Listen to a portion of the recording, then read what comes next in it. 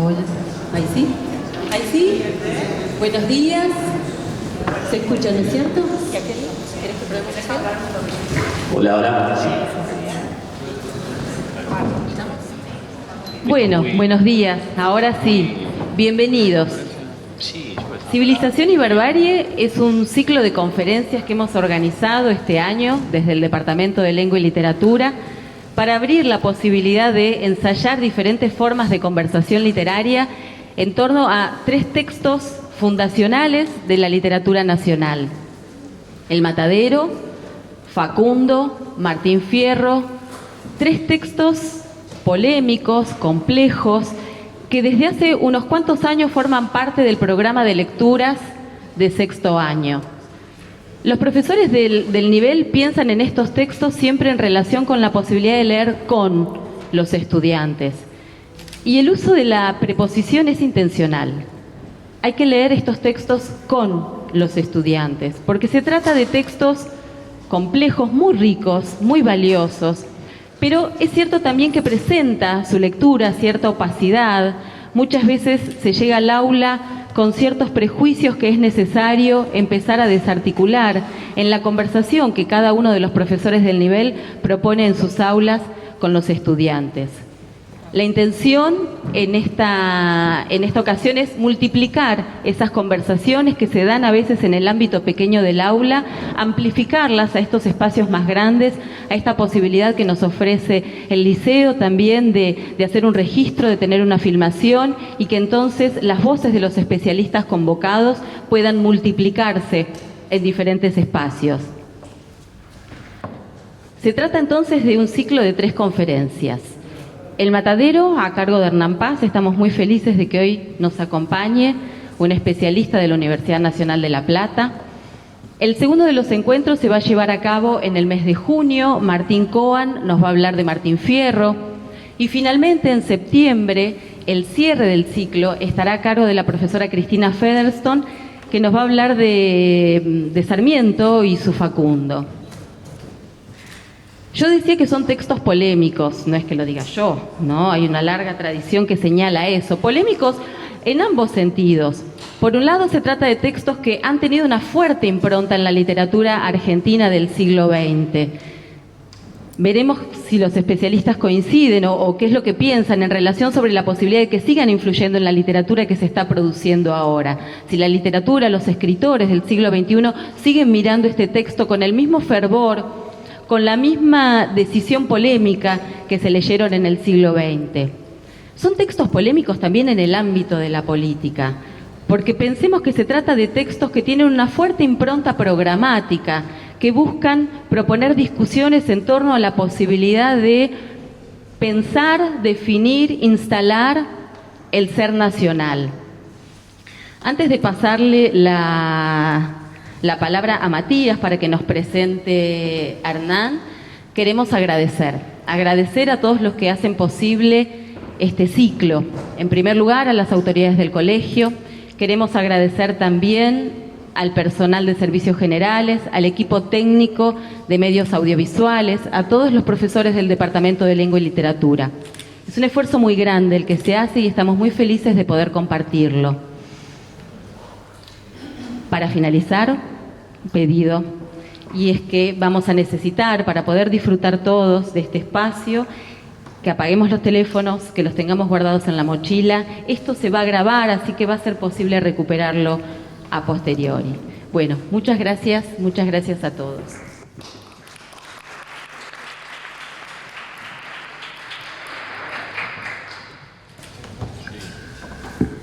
Hola, ¿se escucha bien ahí? Ahí está. ¿Qué tal? Buen día, ¿cómo están? Bueno, a mí me toca presentar a Hernán, un colega de la Facultad de Humanidades. Él no quiere que haga una biobibliografía, se niega rotundamente, así que lo voy a presentar así como Hernán Paz, exalumno del Colegio Nacional y profesor de la Facultad de Humanidades e investigador del CONICET.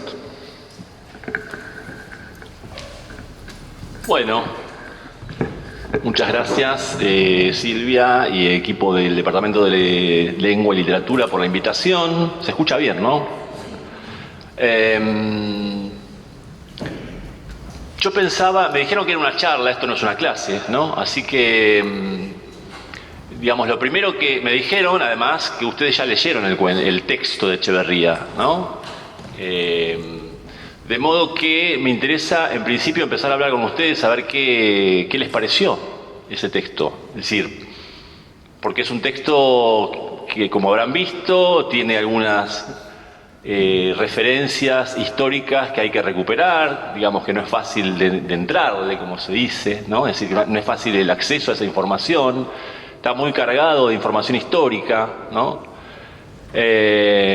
Y es un texto que está atravesado de violencia, se habrán dado cuenta, ¿no? De violencia, podríamos decir, política, con algunos otros condimentos que ahora vamos a charlar un poco, pero ¿qué les pareció el texto? Empezamos por ahí, digo, ¿les gustó o no les gustó? Digamos lo más básico, lo leyeron, en principio sí, ¿no? Una división no llegó, bueno, siempre pasa, pero los que lo leyeron, ¿tienen algo que opinar, que decir, comentar? Para empezar la charla, ¿no? Que no sea una cosa tan... Sí. ¿Se me puede acercar el micrófono?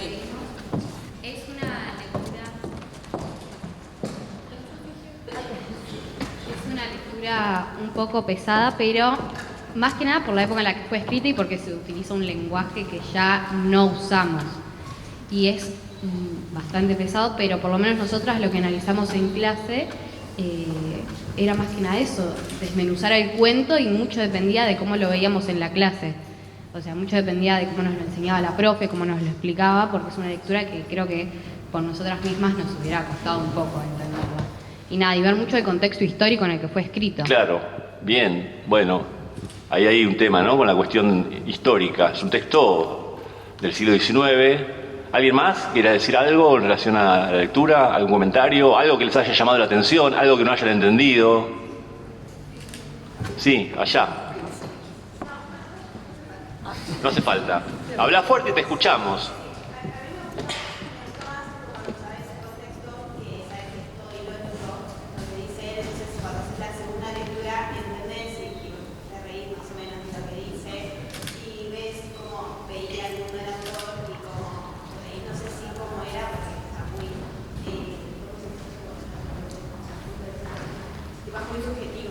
Ajá.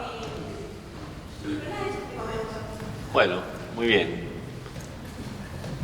Bueno, entonces, es verdad, ahí hay un punto, ¿no? Lo último que dijo recién, ¿cómo es tu nombre?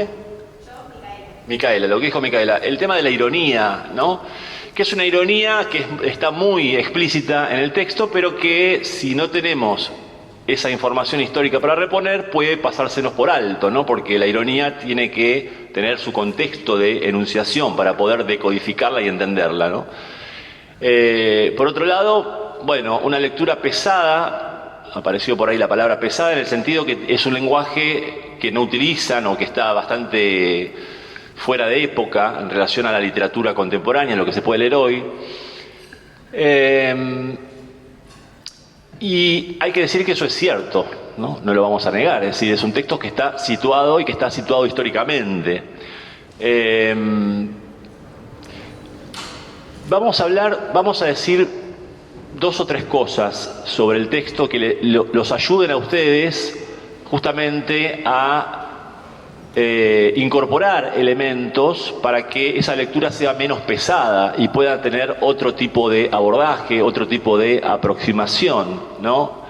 Porque bueno, en términos de gustos literarios incluso, no hay nada escrito, ¿no? Como dice, sobre gustos no hay nada escrito, dice el refrán popular, ¿no? Y eso es cierto. Entonces el texto puede gustar o puede no gustar, pero yo diría, bueno, ¿por qué leer El Matadero? Entonces, ¿por qué ustedes leen El Matadero en sexto año de la secundaria, ¿no? En mi época era quinto año, que es el mismo año que tienen ustedes, y yo recuerdo lecturas muy, digamos, que me marcaron mucho, que fueron las 4 lecturas más importantes de mi etapa de la secundaria, que fueron Borges, Cortázar, José Hernández y Sarmiento. De hecho, el Facundo, que es otro de los textos importantes del cual algo vamos a decir, lo leímos en quinto año y fue, digamos, mi entrada a la literatura argentina, ¿no? Del quinto año de la secundaria. Entonces, puede resultarnos un texto pesado, puede no gustarnos, puede aburrirnos, incluso podemos leerlo, digamos, contra nuestras propias ganas y voluntad, pero hay otros elementos que hacen que ese texto tenga que ser leído o ingrese, digamos, en las lecturas del programa que ustedes tienen de literatura. Bueno, ¿cuáles son esos elementos? Lo primero que hay que decir es que es un texto clásico, ¿no?, de la literatura argentina, es decir, es un texto que se suele llamar fundacional de la literatura argentina, como otros textos del siglo XIX, entre ellos el Facundo, por supuesto, de Sarmiento, el Martín Fierro, sobre el que después va a venir a hablar Martín Coan, y el Matadero ingresa en esa zona de los clásicos de la literatura argentina. Hay que decir también que la literatura argentina del siglo XIX es muy breve, muy corta, ¿no? Es decir, si sacamos el Facundo, el Martín Fierro, el Matadero y alguna otra cuestión, algún otro texto, Mansilla, por ahí, no queda mucho de la literatura argentina del siglo XIX, ¿no? Voy a agregar algo que un profesor que tuvimos nosotros en la facultad siempre decía, que la literatura argentina es corta, es breve y mala, ¿no? Empezamos así, digamos, las clases de literatura en la facultad. Para hacer un poco más, sí, para sumar un poco la polémica. Bueno, lo de mala habría que ver, pero es verdad que en el siglo XIX hay pocos textos que tengan potencia, digamos, que concentren cuestiones significativas para pensar una historia de la literatura argentina y antecedentes, ¿no?, de esa literatura. Silvia decía al principio, bueno, si sigue el Matadero o el Facundo, algunos de estos textos del siglo XIX siguen impactando o siguen teniendo algún tipo de, entre comillas, influencia en la literatura contemporánea. Yo diría que no, diría que ninguna, salvo que se lo piense en términos, digamos, no quiero decir, bueno, vamos a decir temáticos, vamos a decirlo así, en términos de qué es lo que narran esos textos, no en términos formales, cómo están narrados, porque como dicen ustedes, ese lenguaje es un lenguaje que ya nos queda viejo, ¿no?, que ya no funciona en términos literarios, pierde eficacia literaria, pero sí en términos de cuáles son los temas que abordan esos textos, ¿no? Y en el Matadero, como habrán visto, hay un gran conflicto, un conflicto político, que es un conflicto del núcleo del siglo XIX, que es el conflicto entre la civilización y la barbarie, ¿no? Que es el conflicto que además aparece también abordado en el Facundo, ¿no?, de Sarmiento. Y ese conflicto político, o ese conflicto donde aparece narrada la violencia entre civilización y barbarie, sí llega hasta nuestros días, tal vez remozado, tal vez convertido, digamos, en otra cosa, pero ese conflicto principal sigue, digamos, dando material para la escritura, ¿no? Más allá de los textos que vuelven al siglo XIX, ¿no?, para reescribir los sentidos de esa literatura. Pienso, por ejemplo, bueno, no pienso nada, lo dejamos ahí. No quiero hacer propaganda. Quiero decir, se puede volver a la literatura del siglo XIX para revisar los sentidos de esa literatura, o se puede pensar en qué conflictos de esa literatura son reescritos contemporáneamente, ¿no? Bueno, vamos a meternos entonces ahora sí con el texto de lleno. Yo voy a hablar tres cuestiones centralmente. Primero, vamos a hablar un poco de la cuestión formal, ¿no? Vamos a hablar de tres cuestiones. La primera tiene que ver con lo formal, es decir, las formas en que está escrito y en que está compuesto ese texto, que por supuesto tiene que ver también con una cuestión de géneros, ¿no?, una cuestión genérica. Eso por un lado, porque la forma también, ahora lo vamos a ver, de alguna manera determina el tipo de lectura que uno puede tener de ese texto. La segunda cuestión que quiero charlar con ustedes tiene que ver con, podríamos decir, los aspectos de edición, ¿no? Los aspectos de edición, es decir, cuándo fue escrito ese texto y cuándo fue publicado ese texto y cómo, dónde fue publicado ese texto. No sé si eso se charló en las clases o no se charló, pero es un tema muy importante el de la edición, ¿no? Y por último, bueno, vamos a hacer algunos comentarios de lo que podremos decir el contenido del Matadero, de qué habla, cómo habla, ¿no? En ese texto Echeverría, contenido que, lo estoy diciendo de una manera simplificada, pero el contenido también nos va a permitir volver al aspecto formal, ¿no? Porque de acuerdo a cómo está escrito, también ese contenido cobra otro significado. Vayamos entonces, y para hablar de estas cuestiones, voy a compartir, sin hacer demasiadas citas explícitas, 3 o 4 lecturas críticas fuertes que marcaron, digamos, el modo de leer El Matadero, que son lecturas, digamos, podemos decir, como imprescindibles, como las más importantes alrededor de El Matadero, que son las de David Viñas y Noé Chitric, 2 críticos muy importantes del siglo XX, Ricardo Piglia, que es un crítico escritor, o escritor crítico, y por último Cristina Iglesia, que es una profesora de literatura de la UBA, de la Universidad de Buenos Aires, en un texto que está en este libro, Una patria literaria, que es el volumen 1 de la historia crítica de la literatura argentina, y que se llama Echeverría, la patria literaria. Bueno, empecemos entonces por la cuestión formal. Hablaban ustedes de la ironía, ¿no? Que aparecía la ironía en el texto. Esa ironía tiene que ver con un género o un recurso literario muy en boga en la época, que es el costumbrismo. Ahora vamos a ver algunas imágenes pictóricas, algunas acuarelas y litografías que traje para compartir con ustedes, pero digamos que la ironía tiene que ver ahí, esa ironía que ustedes registraron, con el costumbrismo literario, ¿no? ¿Qué era el costumbrismo en términos literarios? Bueno, por supuesto que costumbrismo deriva de la palabra costumbres, ¿no? Y tenía una larga tradición que venía del siglo XVIII, estaba muy vinculado a la prensa periódica, eran artículos que se publicaban en los periódicos, y que en general tenía como 2 vertientes, una más bien conservadora y una, digamos, reformista, una crítica reformista, ¿no? El modelo que rige en El Matadero es esta segunda modalidad, la de la crítica reformista, que es la crítica de costumbres, es decir, el costumbrismo lo que hace es resaltar las costumbres, las maneras, los hábitos de una sociedad o de un grupo social determinado, en este caso los matarifes, ¿no? Los jiferos que están ahí en El Matadero, que además representan a una totalidad que son los federales, ahora vamos a hablar de eso. Describir esas costumbres de modo crítico, ¿no? Señalando las falencias, las faltas. Chitric, uno de los críticos que yo mencioné, tiene un texto que yo diría que es el principal para leer esta cuestión de la forma, que se llama Forma y significado en El Matadero. Y él dice que hay, se pregunta por la palabra central de este texto, que es la palabra cuento, ¿no? Nosotros solemos decir, bueno, el cuento de Echeverría, ¿no? Se nos escapa incluso cuando estamos hablando, pero la pregunta ¿es un cuento? ¿No? Es la pregunta que se hace Chitric en ese texto, para responder que, de un modo un poco ambivalente, es y no es un cuento, las dos cosas, ¿no?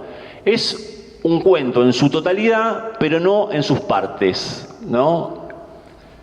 ¿En qué sentido? Bueno, en que hay claramente como 2 secciones en el texto de Echeverría. La primera, donde aparece la descripción de costumbres, esto que veníamos hablando, donde aparece la ironía,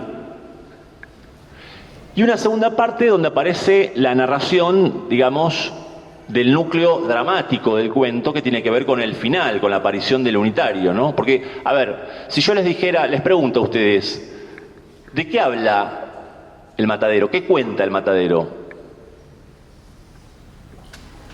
Los que lo leyeron, si se le tienen que decir a un amigo o una amiga, bueno, ¿de qué habla El Matadero?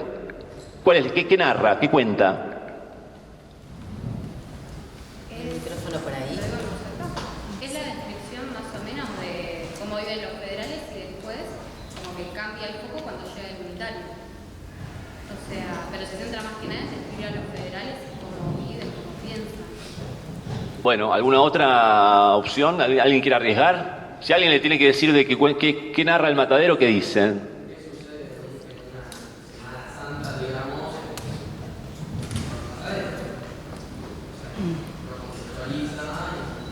Bien, ok. Bueno, hay una cuestión interesante porque los dos hablan de la primera parte del cuento. Vos hablas de la tormenta, la cuaresma, el matadero, ella habla de la descripción del matadero, pero ninguno de los dos habla de lo que pasa después con lo unitario, ¿no? Es decir, la pregunta es, ¿qué cuenta el matadero?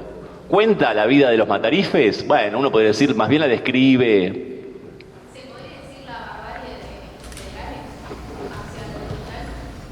Bueno, se podría decir, ¿y de qué modo? Bueno, ahí hay una escena final, ¿no? Hay una escena final a la que te referís en relación a eso. Sí, también todo lo que se desarrolla en la historia, cómo muere el nene. Bien. El nene que muere accidentalmente por el lazo que se corta del toro. Bien. Son tan brutos que terminan, tienen un montón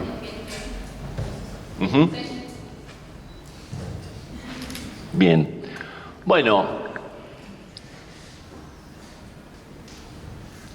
El hecho puntual del final, me parece que hacia ahí que... Sí, digo, si uno tuviese que decir qué narra el matadero, tiene que decir, bueno, narra la tortura y la muerte accidental, entre comillas, en este caso es un unitario que es el opositor político, ¿no? Porque en la época en la que está narrado, ahora vamos a hablar de eso, del contexto de enunciación, en el que está narrado este texto, hay una disputa, una lucha facciosa entre unitarios y federales, ¿no?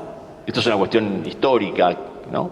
Que empieza antes, quiero decir, de Echeverría, ¿no? Pero que a Echeverría también lo atraviesa.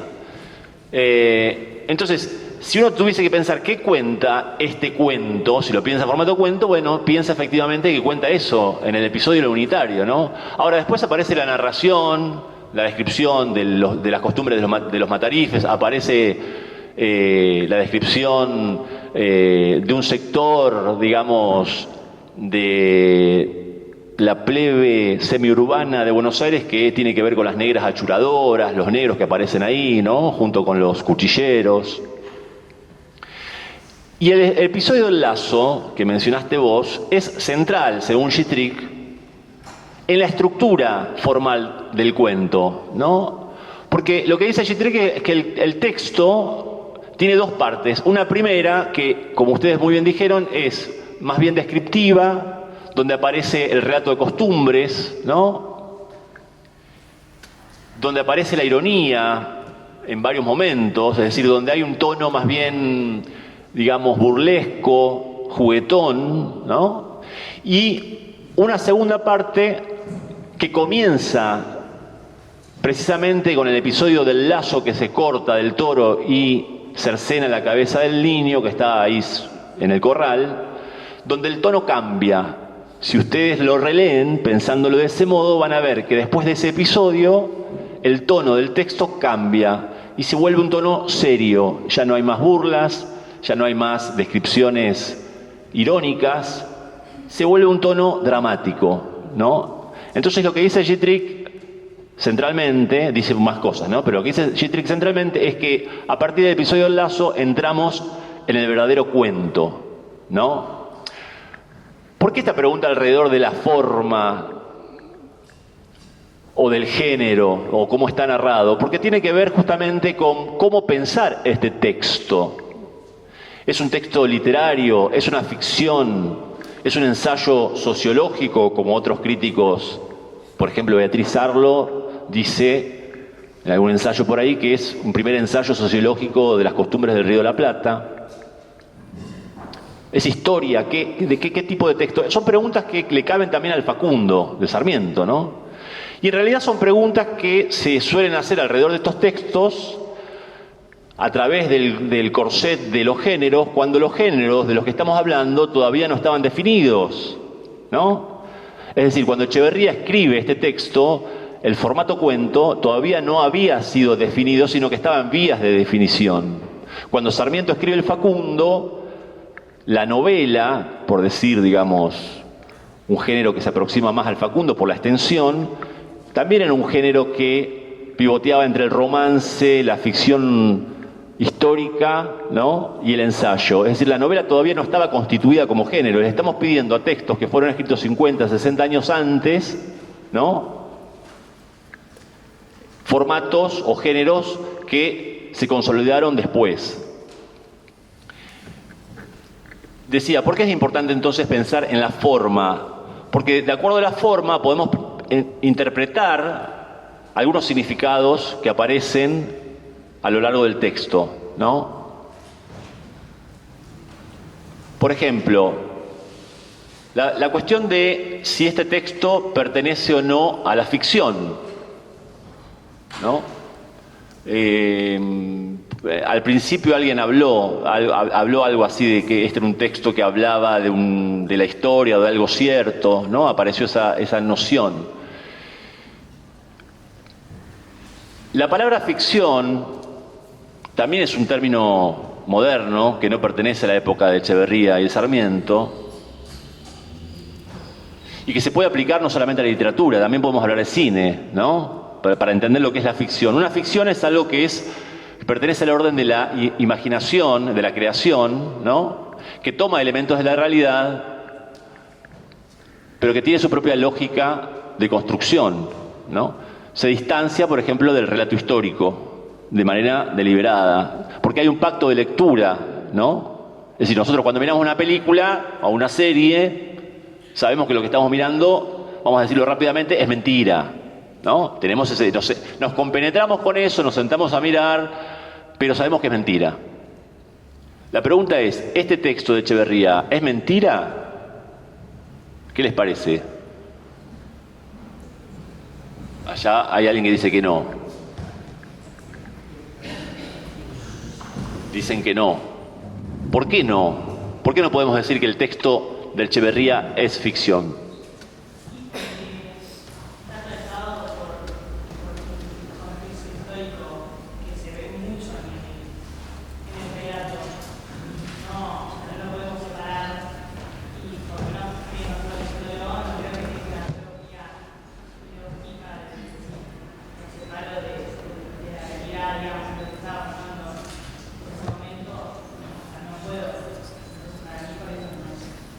Ajá. Es decir, a ustedes les da la impresión de que eso es un texto que está atravesado por la historia. Sería más o menos, ¿no? Como para... Y la política. Bueno, hay textos que en la política aparece y sin embargo son textos ficcionales, ¿no? ¿Podemos pensar eso? Sí.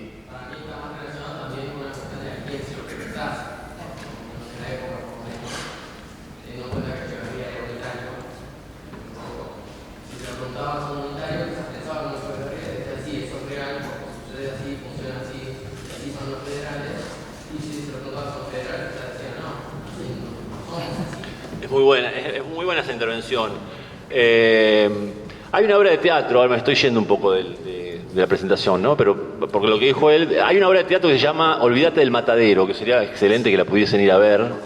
Se llama Olvídate del Matadero, no es para que se olviden del matadero, es un título, de Pablo Finamore, que está actualmente en cartelera, y que es genial porque es una obra de teatro que plantea a través de, es un unitario, es decir, es un monólogo, a través de un personaje que es un gaucho federal, que es una especie de opa, ¿no? Que aprendió a leer, es el gaucho, es el criado, es el hijo de la criada de la estancia de los Talas, de la familia Echeverría, ¿no? Porque Echeverría tenía una estancia, sobre todo administrada por el hermano, en los Talas, y este personaje de la obra de teatro, Misky se llama, es el hijo de una criada de la estancia de Echeverría.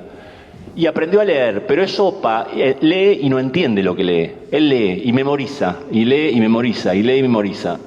Y un día encuentra un manuscrito, recién terminado, que es un relato que no es otra cosa que el matadero de Echeverría, porque se supone que el matadero de Echeverría, ahora vamos a ver cuándo fue escrito, ¿no? Se supone, hay un mito que lo escribió retirado en la estancia del hermano, escondido de los secuaces del rosismo. Bueno, vamos a ver eso.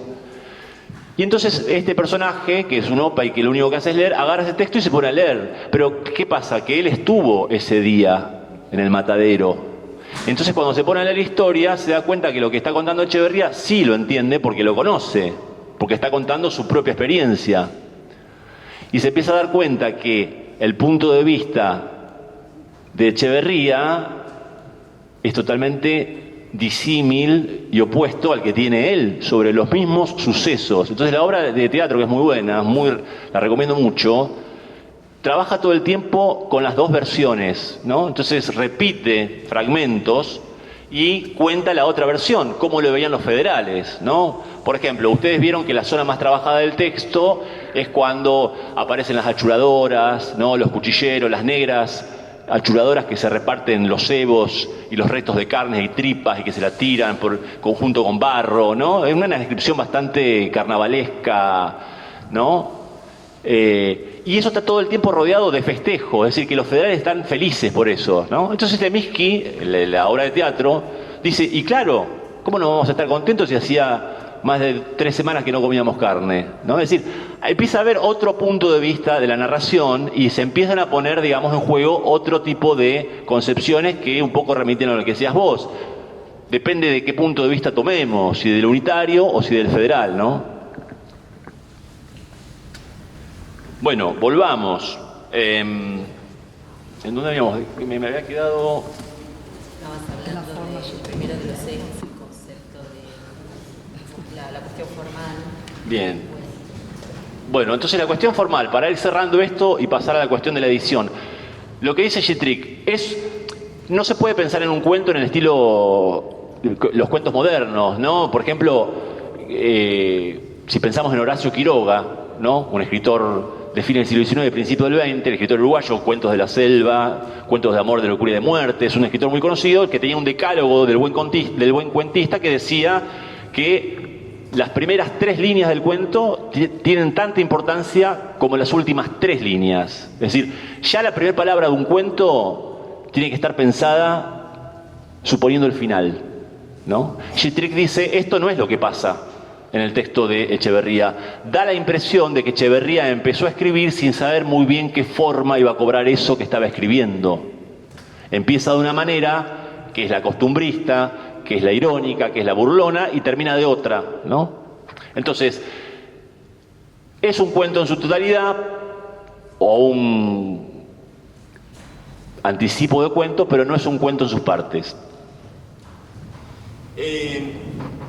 Ahora, lo formal, esto de que sea un cuento, no sea un cuento, tiene que ver también con cómo leemos ese texto. Por eso la pregunta iba en relación a qué les parecía a ustedes, si era un texto ficcional o si más bien era un texto que pertenecía al relato histórico, ¿no? Y acá entran a jugar la segunda cuestión, que tiene que ver la cuestión de la edición, ¿no? Ustedes saben que el texto de Echeverría es un texto publicado post-mortem, ¿no? ¿Solo comentaron? Es decir, es un texto que Echeverría escribe, pero que se publica después de muerto Echeverría, ¿no? ¿Quién publica ese texto? Bueno, lo publica Juan María Gutiérrez, que era amigo de Echeverría, que formaba parte de lo que se llama en literatura argentina, en la historia cultural argentina, generación del 37, que es la generación romántica, son los románticos, ¿no? Que están, entre otros, Echeverría, Sarmiento, Alberdi, Juan María Gutiérrez, entre otros muchos, estoy nombrando los más importantes, Mármol y Bartolomé Mitre. Mármol, autor de una novela, Amalia, ¿no? Que tiene algunos elementos que comparte con el texto de Echeverría, y sobre eso después voy a hacer una mención, que tiene que ver con los tiempos verbales de la narración. Y Juan María Gutiérrez, que no era un escritor, era un intento, digamos, de escribir poesía, pero era sobre todo crítico. y era amigo de Echeverría, y cuando Echeverría muere en Montevideo, estando exiliado en Montevideo, en 1851, y Juan María Gutiérrez se dedica a recopilar toda su obra y publicar su obra completa. Es decir, la obra completa de Echeverría que conocemos, la conocemos a través de Juan María Gutiérrez, ¿no? En una edición en 5 tomos que se hizo entre 1871 y 1874. Ahora, El Matadero se publica por primera vez, antes que en las obras completas, en una revista de Buenos Aires que se llama La Revista del Río de la Plata en 1871, ¿no?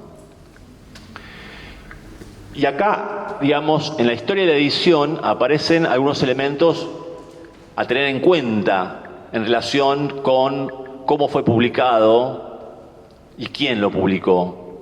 Porque Juan María Gutiérrez, además de amigo, se convirtió en la albacea, digamos, de Echeverría, y dice haber encontrado este texto, este manuscrito poco legible, ahora voy a leer algunos fragmentos, entre los papeles encontrados de Echeverría, y decide publicarlo por algunas razones particulares. Uno se podría preguntar por qué decide publicarlo antes de las obras completas, por qué en ese momento, ¿no? Y hay algunas razones que lo motivan a Juan María Gutiérrez a publicar ese texto, que están en esa advertencia, que es una nota, un prólogo al texto que publica en la Revista del Río de la Plata. Voy a tener que apelar a los anteojos. Y es inevitable.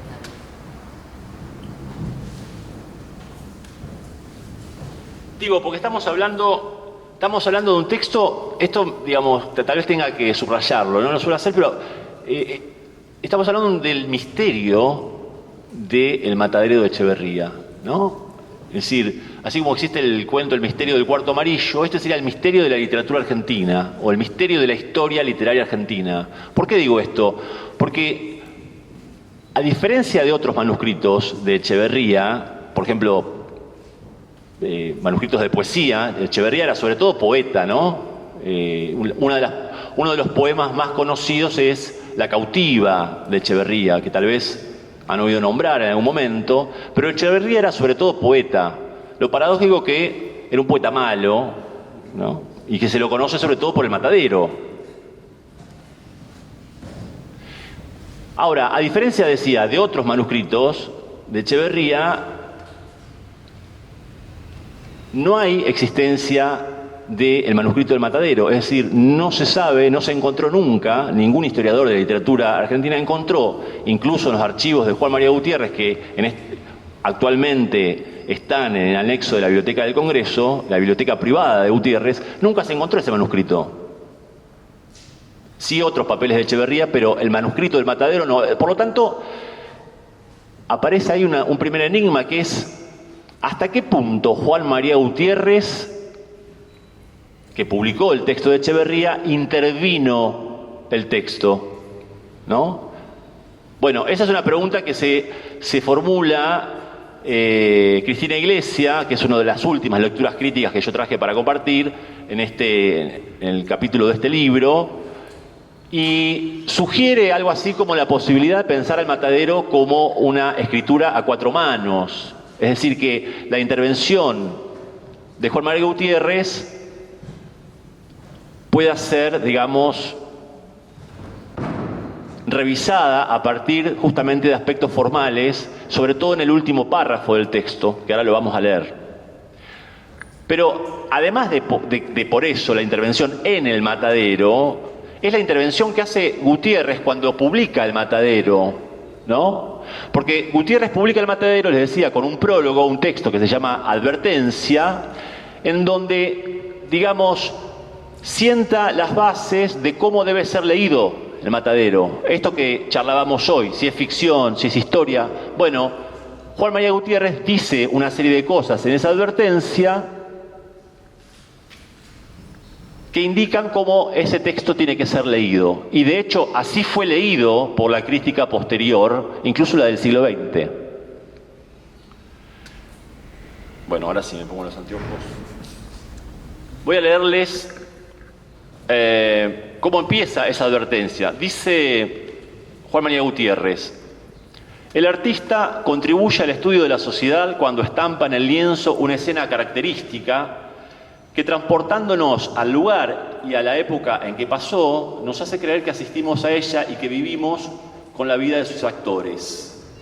Esta clase de páginas son escasas y las pocas que existen se conservan como joyas, no solo para estudio del arte, sino también de las costumbres, cuyo verdadero conocimiento es el alma de la historia, ¿no? Es decir, ahí aparece la metáfora del lienzo, ¿no? De una pintura, de una estampa, y hay una serie de términos, un campo semántico de términos en toda esta advertencia que hacen referencia a la pintura más que a la literatura. Aparece la palabra escenas, estampa, lienzo, cuadro, croquis, bosquejo, daguerrotipo, ¿no? Que es el antecedente de la fotografía. E incluso en un momento dice que Echeverría es una especie de taquígrafo, ¿no? El taquígrafo, ustedes saben lo que es un taquígrafo, el que escribe, digamos, por ejemplo, en un acto ceremonial, es el que pasa a máquina, ¿no? Está copiando lo que se está diciendo.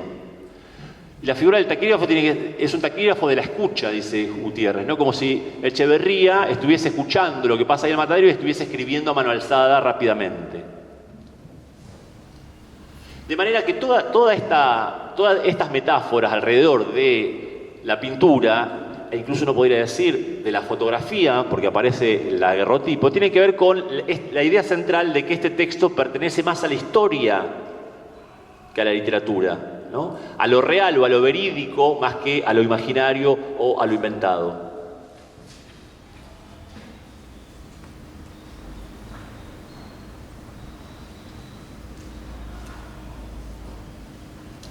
Dice, por ejemplo, en un momento, estas páginas, Juan María Gutiérrez, ¿no? Estas páginas no fueron escritas para darse a la prensa tal cual salieron de la pluma que las trazó, como lo prueban la precipitación y el desnudo realismo con que están trazadas. Fueron trazadas con tal prisa que no debieron exigirle al autor más tiempo que el que emplea un taquígrafo para estampar la palabra que escucha.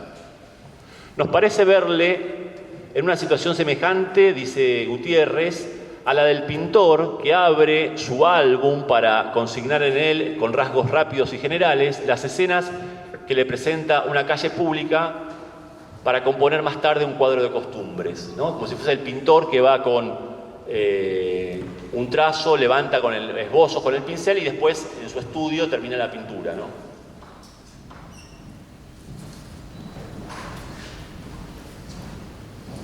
Es decir, empieza a ver la idea en el texto de Gutiérrez, no solo de que esto no es literatura, es decir, no pertenece a la ficción, sino más bien a la historia, sino incluso de que Echeverría escribió El Matadero en El Matadero, ¿no? Que Echeverría estuvo ahí. Dice más adelante, la casualidad y la desgracia pusieron ante los ojos de Echeverría aquel lugar sui generis de nuestros suburbios donde se mataban las reses para consumo del mercado y a manera del anatómico que domina su sensibilidad delante del cadáver, se detuvo a contemplar las escenas que así se representaban, teniendo el coraje de consignarlas por escrito para ofrecerlas alguna vez con toda su fealdad ante aquellos que están llamados a influir en las mejoras de las costumbres. Entonces, la idea de Gutiérrez es que efectivamente Echeverría nos está transmitiendo un texto que tiene que ver con su experiencia, con que escribió El Matadero estando en el matadero, ¿no? E instala Gutiérrez un modo de leer el texto, ¿no? Es decir, si leemos a Gutiérrez vamos a leer el texto del Matadero como un cuadro de costumbres, como una página de historia, ¿no? Incluso como un testimonio, ¿no? Como si esto fuese un testimonio histórico, como si Echeverría efectivamente hubiese estado ahí. Una pregunta legítima sería, ¿esto es así? ¿Echeverría pudo haber estado ahí o estuvo ahí? ¿Lo sabemos? ¿No lo sabemos? Bueno, es una hipótesis, ¿no? Pero lo que importa es que la fuerza de esa hipótesis, de alguna manera, diseña un modo de leer el texto, que fue el modo en que fue leído por la crítica posterior. Un primer crítico que se distancia de esta manera de leer de Gutiérrez fue Ricardo Piglia, ¿no? Ricardo Piglia, que además de crítico es escritor, hay una novela muy conocida que es Respiración Artificial. Decía, para Ricardo Piglia la palabra el término ficción es fundamental, ¿no? Porque él está pensando como escritor. Él hablaba de la verdad de la ficción, ¿no? Y para Piglia, a diferencia de lo que dice Gutiérrez, El Matadero en realidad es una pura ficción, ¿no? Y lo compara con el Facundo, obviamente, de Sarmiento, ¿no? Digo obviamente porque El Matadero y el Facundo son textos que por su contenido dialogan entre sí, ¿no es cierto? David Viñas, ese otro crítico que mencioné al principio, decía que la literatura argentina comenzaba con una escena de violencia en dos secuencias. Una es la del Matadero, otra es la del Facundo, ¿no? Esto es retomado también por Piglia.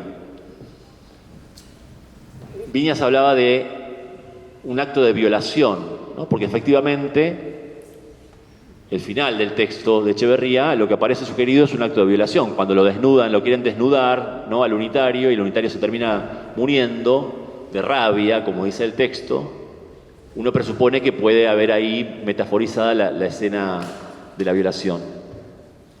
Y el inicio del Facundo tiene que ver con el exilio de Sarmiento. La primera página del Facundo cuenta cuando Sarmiento se exilia de San Juan, perseguido por los federales, ¿no? Y eso lo narra en la primera página, pero a diferencia del unitario del Matadero, Sarmiento se va de Argentina.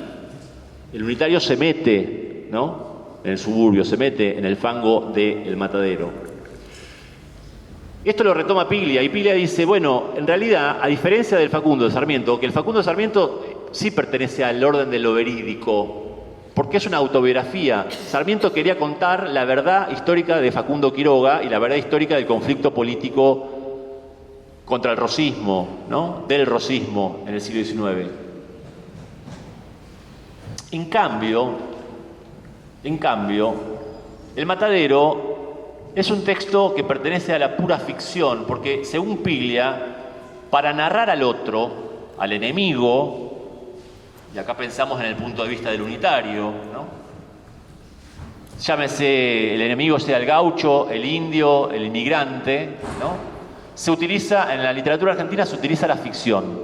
Para hablar de la clase, para hablar del propio grupo, se utiliza el género por excelencia, que es la autobiografía, ¿no? La autobiografía vinculada a lo verídico, a lo testimonial, a la experiencia, y la ficción al mundo de la imaginación, ¿no?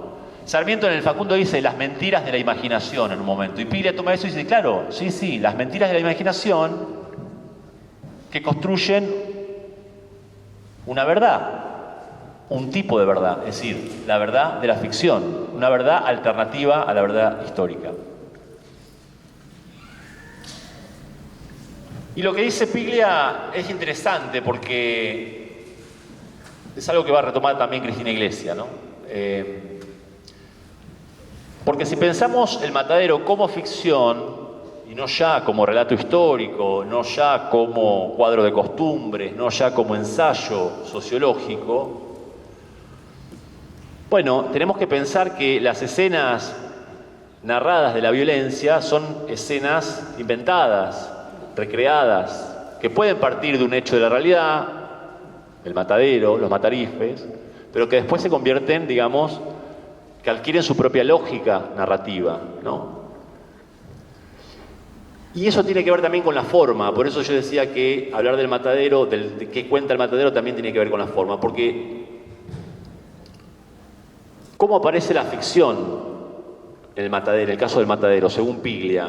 Bueno, a través de la lengua, ¿no? A través de la lengua.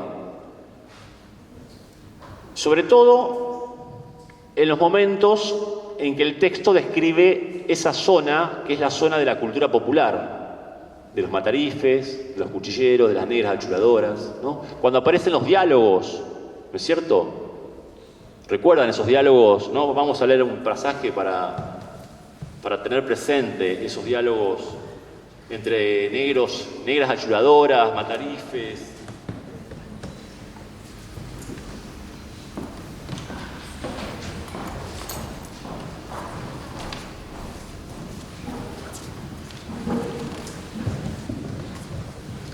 Por ejemplo,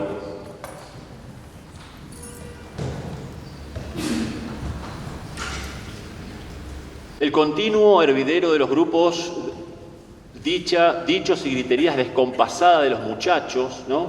Y ahí empieza a transcribir un diálogo. Dice, ahí se mete el cebo en las tetas la tía, gritaba uno. Aquel lo escondió en el alzapón, replicaba la negra. Che, negra bruja. Bueno, alzapón es una parte de la indumentaria íntima del calzón, digamos, ¿no? El calzoncillo. Aquel lo escondió en el alzapón, replicaba la negra. Che, negra bruja, salí de aquí antes que te pegue un tajo, exclamaba el carnicero. ¿Qué le hago, Ño Juan? No sea malo.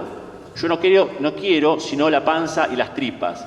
Son para esa bruja, a la M, que tenemos que decir a la mierda, ¿no? Ahí hay una cuestión del pudor, no sabemos si de Echeverría o de Juan María Gutiérrez, ¿no? De no avanzar con palabras obscenas, ¿no?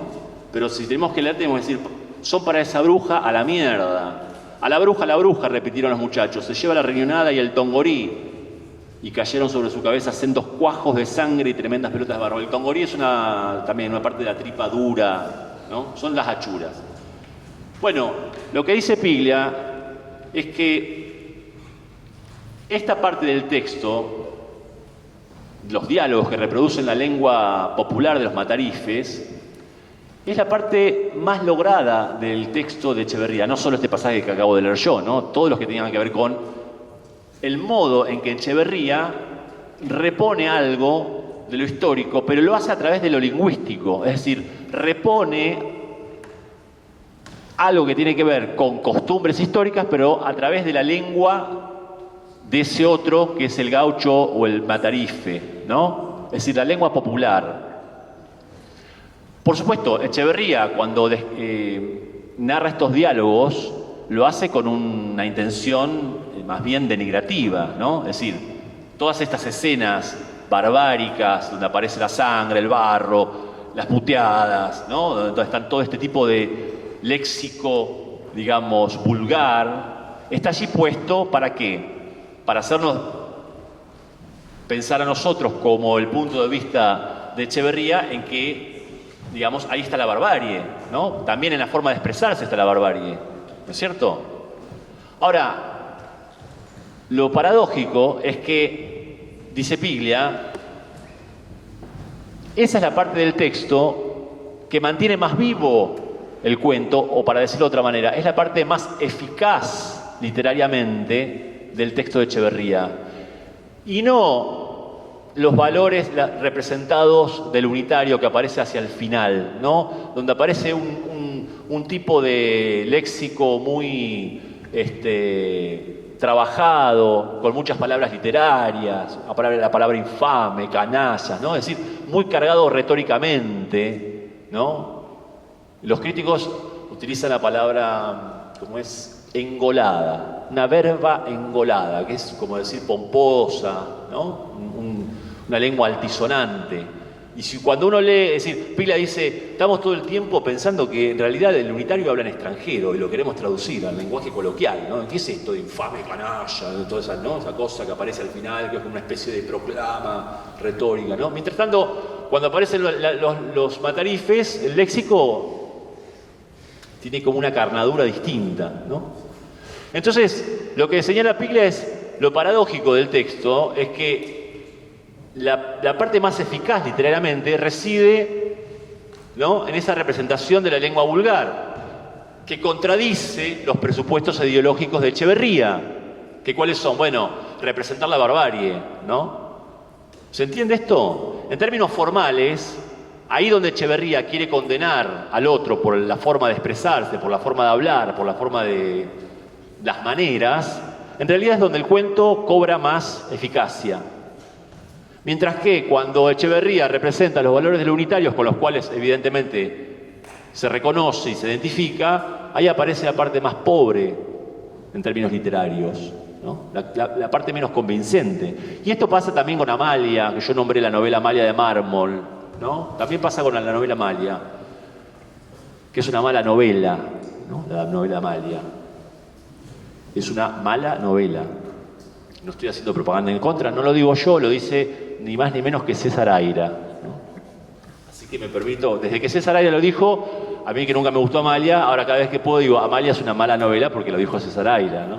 Me da el permiso. Vamos a aclarar que es un escritor argentino muy reconocido. César Aira es un escritor argentino, como dice Silvia, muy conocido, muy reconocido, que tiene más de 30 novelas publicadas, y tiene un pequeño ensayo sobre Amalia, y dice esto, que la literatura nacional nace cuando nace la mala literatura. Cuando es buena la literatura, es universal, ¿no? Es decir, que Shakespeare, Dante, Cervantes tienen valores literarios universales. Cuando aparece algo del orden de lo nacional, que hay que nacionalizarlo, Amalia, por ejemplo, bueno, es que aparece el mal gusto.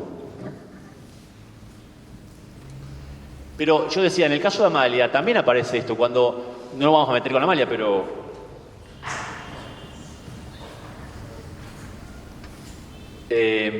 pero digo, en Amalia también aparece todo el tiempo esto, cuando aparecen hablando los federales, tienen, o la descripción de las escenas, por ejemplo, en Amalia se describe la Casa de Rosas, ¿no? Y se la describe de una manera muy despojada, muy objetiva. Y cuando se describe la casa de Amalia, que es la protagonista, se la describe muy pomposamente, ¿no? Con una serie de, digamos, indumentarias, inmuebles, ¿no? Lámparas de alabastro, todo muy, como diría Viñas, muy celestial, ¿no? Viñas diría esto muy abstracto, muy celestial. Entonces ahí aparece algo interesante, que es en los presupuestos ideológicos de estos escritores que pertenecen a la generación romántica, pero que se identifican con los unitarios, hay un intento de un principio de síntesis, de superadora, pero en términos formales se contradicen, ¿no? En términos formales, el propio texto contradice esos presupuestos ideológicos. Esto se ve, en el caso del Matadero, en el uso de la lengua. Porque, a ver, si uno tiene que pensar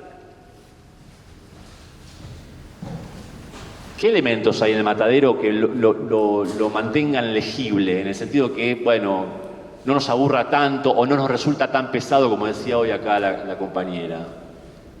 Bueno, evidentemente yo creo que son los momentos en donde se aparecen los diálogos, ¿no? Fluidos, que es casi como una especie de escena teatral, ¿no? Bueno.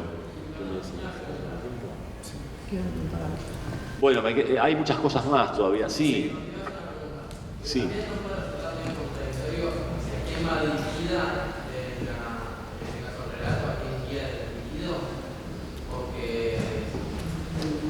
Cuenta que es unitario, es acomodada, también el lector sería generalmente también unitario y de clase acomodada, lo que haría que no tenga un fin puntual, porque si me decís que estaba pensado para federal como forma de, para así entrar en razón, somos brutos y bestias, pero no tiene sentido tampoco porque no tener un consumo de esa clase tampoco.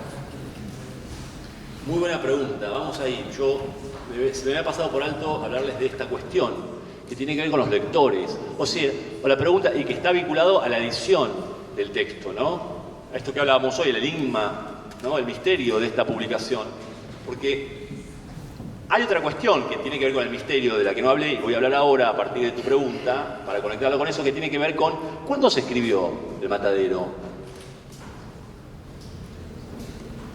¿No? Es una pregunta que la crítica se hizo muy tempranamente, desde Ricardo Rojas en adelante, y Ricardo Rojas es el primer historiador de la literatura argentina, pero se hizo esa pregunta y se la respondió. ¿Ustedes saben cuándo se escribió, o más o menos cuándo se escribió El Matadero? ¿Tienen alguna...? Hay algunas referencias, ¿no?, en el texto que permiten intuir, son indicios. Sobre todo están al principio, ¿no? A ver. Bueno, ahí aparece, ¿no es cierto?, la caseta del Matadero donde está el juez, ¿no?, Matarife, de los matarifes, el jefe, y en esa casilla, además de los vivan los federales, mueran los salvajes unitarios, que eran las consignas de la época, aparece loas a Encarnación Ezcurra, ¿no?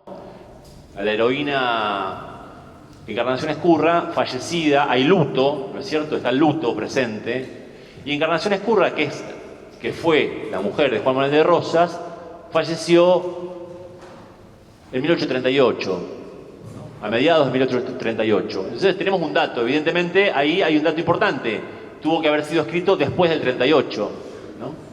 Después está el tema de la inundación, ¿no? Es un texto que empieza narrando justamente la cuaresma por la falta de carne por la cuaresma, pero al mismo tiempo se complica todo porque hay una inundación y no se pueden llevar las reses al matadero, ¿no? Esa es una gran inundación que ocurrió en la primera mitad del siglo XIX, y no hay tantas grandes inundaciones, y algunos sugieren que esa inundación ocurrió a principios del año 39. Ese ya es un dato un poco más difícil, porque otros historiadores, indagando, dicen que esa gran inundación ocurrió en realidad en 1820, y que Echeverría lo que hace es, digamos, tomar ese episodio histórico y reconvertirlo en el texto, ¿no? Entonces ya no es un dato fidedigno, digamos, un poco más difuso. Pero sí el de Encarnación Ezcurra, la mujer de Rosas, que falleció, como les dije, a mediados del 38. Por lo tanto, el texto tuvo que haber sido escrito después del 38. Bueno, vamos a decirlo rápido, tengo que spoilear esta cuestión, ¿no? La crítica dice que se escribió entre el 38 y el 40, antes del exilio de Echeverría a Montevideo. Echeverría se exilia a fines del 39, principios del 40 a Montevideo, como habían hecho la mayoría de los románticos liberales argentinos. Cruza el charco, como se dice, y se va y se instala en Montevideo. Entonces, la crítica dice, o la mayor parte de la crítica dice que este texto se escribió entre el 38 y el 40. Uno se podría preguntar, bueno, pero ¿no podría haberlo escrito estando en el exilio? En el 43 o en el 44, en el 45, cuando escribe el dogma socialista. Hay otros elementos para pensar que ese texto pudo haber sido escrito durante el exilio. Y entonces ahí, ¿pero por qué esta idea de que fue escrito entre el 38 y el 40? Por lo que decíamos hoy de Juan María Gutiérrez, porque Gutiérrez dice que Echeverría escribe El Matadero en el Matadero, o sea que tenía que estar ahí en Buenos Aires. Entonces, la pregunta es, ¿cuándo fue escrito? ¿Y para quién? Que es lo que preguntabas vos. ¿Para quién fue escrito? Es decir, lo podemos preguntar de otra manera, ¿por qué no se publicó? ¿Por qué Echeverría no publica este texto? Y se publica recién 20 años después de la muerte de Echeverría. Bueno, Piglia, en ese texto sobre la ficción, dice que justamente no se publica porque la ficción, la noción de ficción, que es una noción moderna, no era parte de las concepciones sobre la literatura que tenían en ese momento la generación romántica. Ni Echeverría ni Sarmiento pensaban en la ficción del lenguaje, sino que pensaban más bien en los efectos reales del lenguaje, es decir, que el lenguaje sea utilitario, ¿no? Que sirva para algo, para contar la historia, para luchar, etcétera, etcétera. Pero la pregunta de por qué no se publica sigue en pie, y ahí aparece una cuestión que tiene que ver con lo que preguntabas vos y los lectores. Hay que decir que el punto de vista de Echeverría, y eso aparece en el texto, ahora voy a leer 2 o 3 momentos, es un punto de vista extranjero, ¿no?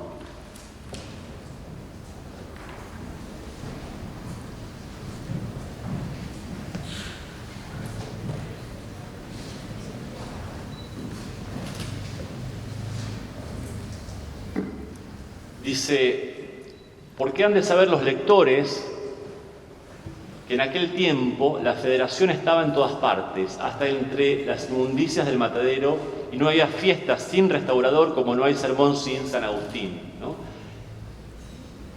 Acá aparece la metáfora de la alegoría de que el matadero es una pequeña república, ¿no? Y lo que se representa ahí es la barbarie de la república rosista. Ahora, es más importante lo que dice en relación a los lectores, ¿no? Porque han de saber los lectores que en aquel tiempo de la federación, etcétera, ¿no? Eso de en aquel tiempo vuelve a aparecer. y vuelve a aparecer al final, ahora lo vamos a ver. Pero para que el lector pueda percibirlo a un golpe de ojo, preciso es hacer un croquis de la localidad, ¿no? La Casilla, por otra parte, es un edificio tan ruin y pequeño que nadie lo notaría en los corrales, a no estar asociado su nombre al del terrible juez y a no resaltar sobre su blanca cintura los siguientes letreros rojos: viva la Federación, viva el Restaurador y la heroína Doña Encarnación Escurra, mueran los salvajes unitarios. Letreros muy significativos, símbolos de la fe política y religiosa de la gente del Matadero. Y vuelve a decir otra vez, ¿no? Pero algunos lectores no sabrán que la tal heroína es la difunta esposa del Restaurador, patrona muy querida de los carniceros, quienes ya muerta la veneraban como viva por sus virtudes cristianas y su federal heroísmo en la revolución contra Balcarce, ¿no? Entonces, ¿quiénes son esos lectores, no? Porque acá aparece, Echeverría está narrando un escenario típico de Buenos Aires, que es un escenario híbrido, fronterizo, es decir, es semiurbano, no es el campo, pero tampoco es la ciudad, es el Matadero en el sur de la ciudad de Buenos Aires. Pero es un escenario muy conocido para la época, para los lectores de la época. De hecho, tan conocido que hay pinturas, ¿no? Y los viajeros que venían de Europa, ingleses, franceses, también habían hecho conocer esas escenas y habían levantado pinturas en relación a esas escenas costumbristas. Por lo tanto, si es un lugar muy conocido, ¿qué es esto de que los lectores tienen que saber qué, ¿no? Como si estuviese hablando, ¿cuáles son esos lectores? Bueno, uno podría decir, está pensando en lectores de afuera, ¿no? Uno puede decir, como Sarmiento piensa en lectores europeos, Echeverría está pensando en lectores extranjeros, que es el mismo punto de vista que tiene el narrador, ¿no? Como que ve desde afuera la realidad. Bueno, podría decir uno que son lectores extranjeros que no son de Buenos Aires, incluso pueden ser de otras provincias, ¿no? Pero acá aparece otra cuestión que tiene que ver con los tiempos verbales, ¿no? Porque yo leí y decía, pero sabrán los lectores que en aquel tiempo, ¿no? ¿Por qué habla en pasado? Si escribió en 1838 este cuento, o en 1839 o en 1840, ¿por qué habla en pasado? Esa es una pregunta que, por ejemplo, habilita a Cristina Iglesia a hacer un planteo acerca de la posible escritura a cuatro manos, que es una hipótesis muy jugada, vamos a decir así, ¿no? Pero también muy interesante, la posibilidad de que Juan María Gutiérrez haya intervenido el texto de Echeverría. Vamos al final, y con esto terminamos, para pensar esta cuestión. Reventó de rabia el salvaje unitario, dijo uno, ¿no? En el momento que ya muere el unitario sobre la mesa. Tenía un río de sangre en las venas, articuló otro. Pobre diablo, queríamos únicamente divertirnos con él y tomó la cosa demasiado de lo serio, exclamó el juez, frunciendo el ceño de tigre. Es preciso dar parte, desátenlo y vamos. Verificaron la orden, echaron llave a la puerta y en un momento se escuchó la chusma en pos del caballo del juez, cabizbajo y taciturno. Los federales habían dado fin a una de sus innumerables proezas. Si yo leo ahí, el cuento terminó, ¿no? Es una forma eficientemente ficcional de que ese cuento termine, pero el cuento no termina ahí.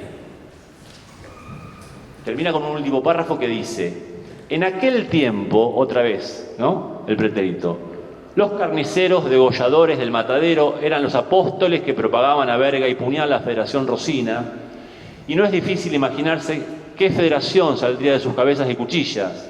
Llamaban ellos salvaje unitario, conforme a la carga inventada por el Restaurador, patrón de la cofradía, a todo el que no era degollador, carnicero, ni salvaje, ni ladrón, a todo hombre decente y de corazón bien puesto, a todo patriota ilustrado, amigo de las luces y la libertad.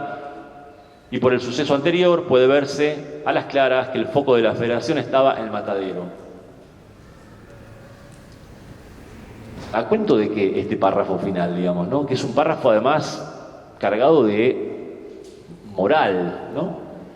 Cargado de moral. Y es un párrafo que empieza diciendo en aquel tiempo y que además redunda, ¿no? Ya todo lo que el cuento narró es una alegoría política que nos quiere decir que el rosismo actúa del mismo modo que actúan esos matarifes en el matadero, de manera salvaje con los opositores políticos. Entonces, ¿a cuento de qué viene este último párrafo que vuelve al tempo pretérito y viene a redundar algo que ya fue dicho, y desde una posición moral, ¿no? Esto es lo que dice Cristina Iglesia. Este último párrafo, ¿pertenece a Echeverría? ¿No? Si el manuscrito no apareció. Y además sabemos, algo que no dije, pero sabemos, que Juan María Gutiérrez era un editor, un crítico, que frecuentemente intervenía en los textos, aún las poesías de los autores, ¿no?, que publicaba. Con lo cual, digamos, hazte la fama y échate a dormir, ¿no?, dice el dicho. Bueno, hay muchas cosas más, pero vamos a dejar acá y no sé si hay preguntas o queremos charlar un poco más.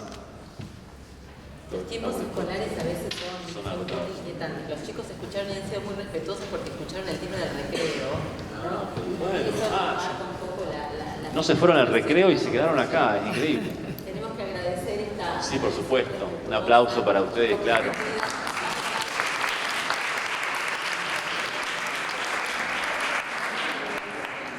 Le agradecemos profundamente a Hernán Paz, que nos ha permitido pensar desde otros lugares, con una conversación diferente, pero siempre con el texto presente, ¿no? Volver al texto, masticarlo, volver a pensarlo. Un texto que se continuará trabajando en las aulas. Así que muchísimas gracias, Hernán, muchísimas gracias a todos por haber acompañado. Gracias.